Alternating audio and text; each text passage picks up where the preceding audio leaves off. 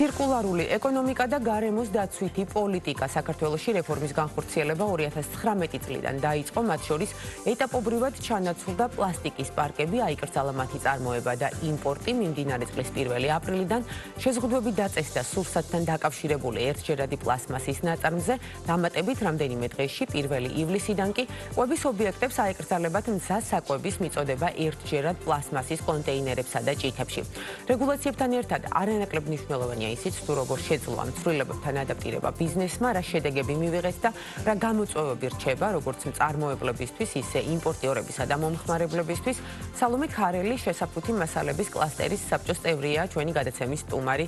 აღნიშნულ თემაზე სასაუბროთ. სალომე, მოგესალმებით, ძალიან დიდი მადლობა სტუმრობისთვის და თქვენი დროისთვის. მადლობა მოწვევისთვის. სალომე, როგორც შესავალში აღნიშნეთ, ბოლო წლებში მნიშვნელოვანი ცვლილებები განხორციელდა. საინტერესოა, რა გზა გავიარეთ საწყისებიდან დღემდე და სად ვართ ახლა, რა საჩვენებს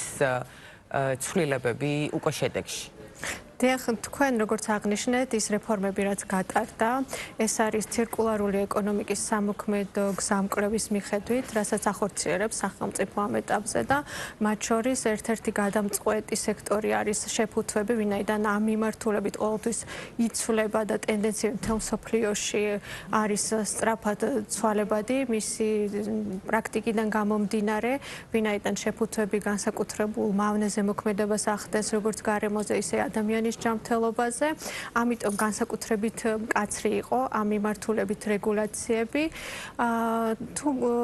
ამას საერთო კუთხიდან შევაფასებთ, ჯობია რომ გავმიჯნოთ შეფუთვების კატეგორიები, ვინაიდან როგორც ახსენეთ, ერთის მხრივ იყო ეს პარკების აკრძალვა 2018-დან 2019 წელს მიღებული 472 დადგენილება.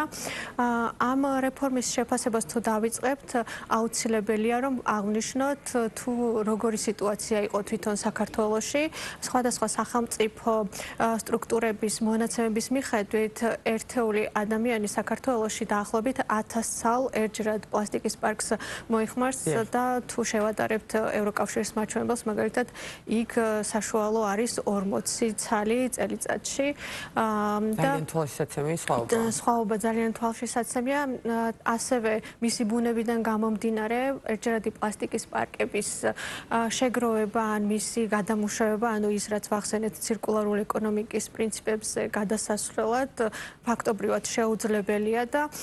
ყველა ქვეყანას აქვს ამ მიმართულებით სხვადასხვა ტიპის რეგულაციები, მაგრამ მაქსიმალურად ცდილობენ სწორედ ეს შეფუთვა ამოიღონ თავიანთ ქვეყანაში რეალიზაციისთვის. სამწუხაროდ ჩვენ რა მოლოდინებიც გვქონდა, რომ ეს რეფორმა იქნებოდა შედეგიანი და ამას სხვა იმედით ვუყურებდით. წლების მანძილზე ის სხვადასხვანაირად ვითარდებოდა და შედეგები მაინც ის არ მივიღეთ, რა მოლოდინებიც იყო განმარტაო, მაგალითად მაშინდელმა მინისტრმა დავითაშვილმა გასცა პირობა, რომ 2 წლით გადავადდებოდა ამის მკაცრი გაკონტროლება, თუმცა გავიდა 7 წელი და ფაქტობრივად იგივე მაჩვენებელი გვაქვს. საუბარია იმაზე, რომ კანონმდებლობაში, დავაზუსტებ, ვინც ამ თემით არის დაინტერესებული, ყველა მიცის, რომ არსებობს ესეთი ჩანაწერი ბრიტანული სტანდარტი, ეგრეთ წოდებული ბრიტანული სტანდარტი, რომელიც ფაქტობრივად გამორიცხავს იმ მიზანს, რა მიზანსაც ეს კანონმდებლობა ემსახურება. ეს ჩანაწერი შემდგომ გაჩნდა ამ რეგულაციაში და თქვენ როგორც იცით, ეხლახანს გამოაქვეყნა მსოფლიო ბანკმა რეკომენდაცია, ეს შავი ზღვის გაჯანსაღების პროექტი არის და აქ სწორედ იმაზე იყო საუბარი, რომ ეს პარკები, რომლებიც ეგრეთ წოდებული ბიოდეგრადირებადია, რეალურად ის იგივე მიკროპლასტიკად იშლება შემდეგ, როცა ხვდება მიწაში, ისევე ზეგავლენას ახდენს გარემოზე, აქედან გამომდინარე ადამიანზეც და საბოლოოდ ის მივიღეთ, რომ მომხმარებელი, რომელიც 10 თეთრ სიხდიდა დაუშვათ მანამდე, ეხა 20 თეთრის გადახდა უწევს, მაგრამ მისთვის არაფერი არ შეცვლილა. გასაგებია, ანუ დღის წესრიგში დგას დამატებითი რეგულაციის მიღების აუცილებლობა. მე უფრო ვიტყვი, რომ პოზიტიური ნაწილი იყო თვითონ, რაც დღევანდელმა მინისტრმა განაცხადა რამდენიმე თვის წინ საუბარი იყო იმაზე, რომ ეს კანონმდებლობა გადაიხედებოდა და მთავარი სწორედ ეს ჩანაწერი არის კრიტიკული ამ კანონმდებლობაში, ვინაიდან მანამდე როცა იყო მიღებული ეს ევროდირექტივის მიხედვით, ის სრულად პასუხობდა იმ მიზნებს, რა მიზნებიც ჰქონდა ჩვენს სახელმწიფოსაც, როდესაც ამ კანონმდებლობას იღებდა. თუმცა სხვა მხრივ რო გავმიჯნოთ მაგალითად ის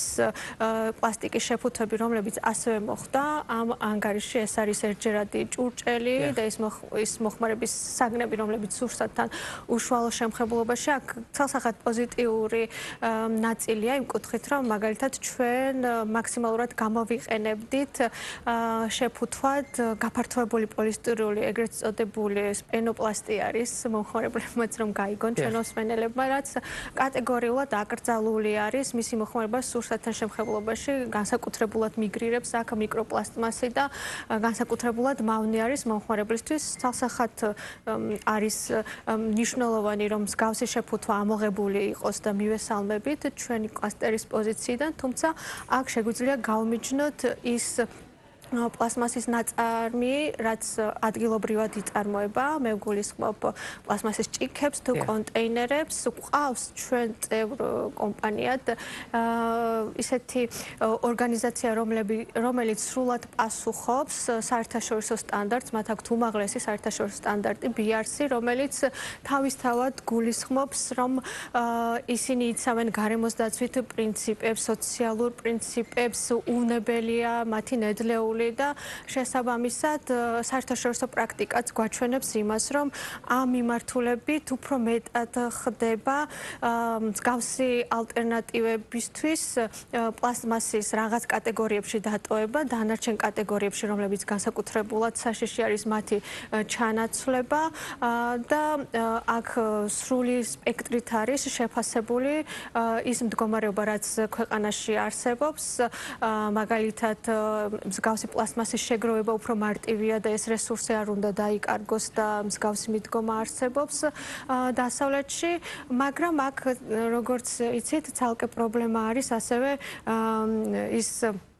ინფრასტრუქტურული მოწყობა თუ სხვა პარალელური აქტივობები, რომლებიც ამ კანონმდებლობის მიღების ფაზაში უნდა არსებობდეს ქვეყანაში. დანარჩენი პოზიციები უკვე არის იმპორტირებული და როგორც ვიცი, სწორედ ამიტომ გაკეთდა აქცენტი სახელმწიფოს მხრიდან, რომ პირველ ეტაპზე მსგავსი პლასტმასი ჩანაცვლებული იყო, რომ ადგილობრივი წარმოებისთვის არ ყოფილიყო განსაკუთრებული დარტყმა, როგორც ვიცი, ეს ჩანაცვლდება ქაღალდის ალტერნატივით, თუმცა ისევ და ისევ მსოფლიოში არსებობს ამის პრაქტიკები, როცა უფრო მეტი აქცენტი კეთდება მრავალჯერადი გამოყენების შეფუთვებზე და არ არის ის გამოსავალი, რომ პლასტიკი აუცილებლად ყოველთვის მხოლოდ ქაღალდით უნდა ჩანაცვლდეს. კი ბატონო, ადგილობრივი წარმოების ნაწილზე მინდა გკითხოთ, კონკურენცია რამდენად არის ბაზარზე? რეგულაციების ძალაში შესვლის შემდეგ არსებულ მოთხოვნას, თქვათ, რა პროცენტით შეიძლება ფარავდეს ადგილობრივი წარმოება და იმპორტთან მიმართებით საფასო სეგმენტში კონკურენციას რამდენად ახერხებენ ადგილობრივი წარმოებლები? კეთილი. მე გეტყვით, რომ ჩვენ, როდესაც კლასტერად ჩამოვყალიბდით, ეს იყო 2020 წელი, იქამდე ფაქტიურად შეფუთვების სექტორი არ არსებობდა, თუმცა ჩვენ ჩართულობით, დონორის ჩართულობით, ასევე სახელმწიფოს ჩართულობითაც, ვინაიდან მათ ხელი შეუწყეს ჩვენი წევრ კომპანიებს საერთაშორისო გამოფენაში მონაწილეობისთვის, ამ ყველაფერმა იქონია გავლენა, რომ შეფუთვების წარმოება, მაგალითად, თუ მანამდე იყო 70% იმპორტირებული და 30 ადგილობრივი, დაახლოებით ეს მონაცემი შეფასდა 2024 წელს და გათანაბრდა 50%, 50-ზე გახდა დინამიკა დადებითია, მზარდი არის, ეს მიბმული არის, რა თქმა უნდა, სხვა სექტორებთან საქართველოში, თუმცა ეს როგორც სექტორი აღინიშნა სახელმწიფოების მხრიდანაც და დონორების მხრიდანაც, რომ არის მაღალი მზარდი პოტენციალის მქონე სექტორი, ასევე საექსპორტო პოტენციალი აქვს მაღალი, ეს აჩვენა საერთაშორისო გამოფენებმაც, თუმცა მეორესწორ არ შემიძლია არ აღვნიშნო ის, რომ იგივე აი ამ პროექტის და რეგულაციის სწორად არახსრულებამ გამოიწვია ის, რომ არათანაბარ პირობებში მოხვდნენ კომპანიები, რამდენიმე რომლებიც გადაიარაღდნენ იმისთვის, რომ კომპოსტირებადი პარკები ეწარმოებინათ, სამწუხაროდ მათ დახურვამ მოუწიათ და ამ მიმართულებით მაინც რთული არის, რომ ახალი ინვესტიციები ჩაიდოს, როდესაც გაურკვეველი სიტუაცია არის ქვეყანაში ამ რეგულაციასთან მიმართებით. თუმცა ჩვენ მაქსიმალურად ვცდილობთ ჩვენ წევრებისთვის თავიდანვე მივიტანოთ ის აზრი, რომ ჩვენთან საქართველოში არსებული წარმოება აუცილებლად უნდა იყოს მაღალი ხარისხის, რომ კონკურენცია გაუწიოს იმპორტირებულ საქონელს, ასევე აქ მნიშვნელოვანი ის, რომ ჩვენ ადგილობრივად ვემსახურებით ადგილობრივი წარმოების მქონე კომპანიების საერთაშორისო ბრენდებს, მათთან უფრო მარტივი არის ამ კონტაქტების დამყარება, რომ ისინი მდგრად შეფუთვების ალტერნატივებზე გადმოვიყვანოთ და ამ ხრივ გვაქვს კარგი დინამიკა. ასევე ჩვენ ვართ მსოფლიო შესაფუთი ორგანიზაციის წევრები და ეს ძალიან მნიშვნელოვანია, ვინაიდან გვაქვს წვდომა იმ ინფორმაციაზე, რაც საერთაშორისო საუკეთესო პრაქტიკები არსებობს. ამ ეტაპზე ჩვენ გვქონდა თარგმნილი წიგნი, რომელიც ეხება შეფუთვების დიზაინს, ვინაიდან ამ ეტაპზე უნდა დაიწყოს ფიქრი იმაზე, რომ ეს შეფუთვა შემდგომ სრულ ციკლში ჩაერთოს და იყოს ცირკულარული ეკონომიკის პრინციპებისთვის მიმზიდველი და წლის ბოლომდე ვგეგმავთ ჩვენს წევრებთან ამ ინფორმაციის მაქსიმალურ მიტანას, რომ მათ უპასუხონ ამ საერთაშორისო სტანდარტების მოთხოვნებს ამ წიგნის მეშვეობით. სალომე, თქვენ აღნიშნეთ ინფრასტრუქტურული გამოწვევები. რეალურად დარგის პოზიცია როგორია, ვთქვათ, სახელმწიფოს მხრიდან ხელშეწყობას რა მიმართულებით საჭიროებენ, აი ფულად რესურსებზე ხელმისაწვდომობა, ასევე ინვესტიციების ჩადება საკმაოდ დიდ სირთულეებთან არის დაკავშირებული, ახსენეთ. ანუ როგორია დარგის პოზიცია, რა მიმართულებით საჭიროებენ ისინი დახმარებით? დიახ, ისევ და ისევ თუ მივყვებით ცირკულარული გეგმის პრინციპებს,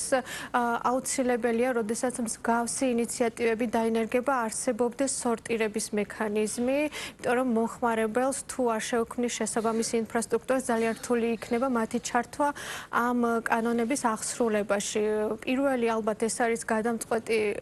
ინფრასტრუქტურული გამოწვევა დღესდღეობით და მეორე ასევე აუცილებლად უნდა აღვნიშნო წარმოებლის გაფართოებული ვალდებულება, როგორც იცით, ჩვენ გვაქვს 4 კანონმდებლობა მიღებული და შეფუთვების სექტორი რაღაც პერიოდის მანძილზე არის დაპაუზებული, არსებობს შესაბამისი ჩარჩო, თუმცა არ არის ბოლომდე ჩამოყალიბებული და ვფიქრობთ ამ მექანიზმის ამუშავებაც ხელს შეუწყობს იმას, რომ მომავალში ჩვენ მივიღებთ ამ კანონების უფრო ეფექტურად აღსრულებას. ანუ ეს გულისხმობს, რომ გამარტოთ მწარმოებელი არის სრულ ციკლზე პასუხისმგებელი თავისი შეფუთვის და შესაბამისად უკვე საწყის ეტაპებზე თვითონ ბიზნესით შესაძლებელია, რომ გადაერთოს იმისთვის, რომ მოხდეს სპეციალიზირებული ესეთი შეფუთვის წარმოება, რომლის გადამუშავებაც მარტივია. თვითონ ბიზნესი ჩაერთოს იმაში, რომ ეს რესურსი მისთვის მიმზიდველი აღმოჩნდეს, რომ შემდეგ გადაამუშავოს და შესაბამისად აი უფრო ფართო ჭრილში არის ამ სურათის დანახვა საჭირო და მე ვიმედოვნებ, როდესაც მსგავსი შეხვედრები იქნება ღია დიალოგის ფორმით თუ სხვა ფორმით, მაქსიმალურად იქნება ჩვენი ორგანიზაციაც ჩართული სახელმწიფო სტრუქტურებთან, ვინაიდან ჩვენ გვაქვს ეს ინფორმაცია და ვიმედოვნებთ, რომ ამის გაზიარებას შევძლებთ ამ დონეზე. სალომე და ალბათ დამეთანხმებით, ცნობიერების ამაღლება არის ერთ-ერთი მნიშვნელოვანი კომპონენტი იმისათვის, რომ ჯეროვან აღსრულებაში მოვიდეს ესე თუ ის რეგულაცია. მინდა გკითხოთ, რა ვითარება გვაქვს ცნობიერების ამაღლების კუთხით, როგორც საზოგადოებაში, ასევე ბიზნესთან მიმართებით და ასევე ჩვენი ეთერი გამოვიყენოთ იმისათვის, რომ ვისაუბროთ თუ რა არის ცირკულარული ეკონომიკა პირველ რიგში და რა სარგებელს გვაძლევს ის, რა თქმა უნდა, მოკლედ. ცირკულარული ეკონომიკა ძალიან საინტერესო მოდელია, ვინაიდან ეს არ მხოლოდ საქართველოსთვის არის ახალი, არამედ მთლიანად მსოფლიოსთვის. დღესდღეობით ყველა ქვეყანა ცდილობს, რომ ამ მიმართულებით გარკვეული ნაბიჯები გადადგას. ჩვენი მაჩვენებელი დაახლოებით 1,3%-ს უტოლდება ცირკულარულობის და შემიძლია გითხრათ, რომ მაგალითად ეხლა ხანს გამოქვეყნდა ევროკავშირის სამოქმედო გეგმა, რომელიც აჩვენებს, რომ თუ ისინი ისინი იმ სხვადასხვა აქტივობებს განახორციელებენ ცირკულარულ ეკონომიკაში ჩართვით დაახლოებით 700,000 ახალი სამუშაო ადგილის შექმნა შესაძლებელი იქნება და დაახლოებით 5.5%-ით გაიზრდება მათი მუშაობანი. ეს არის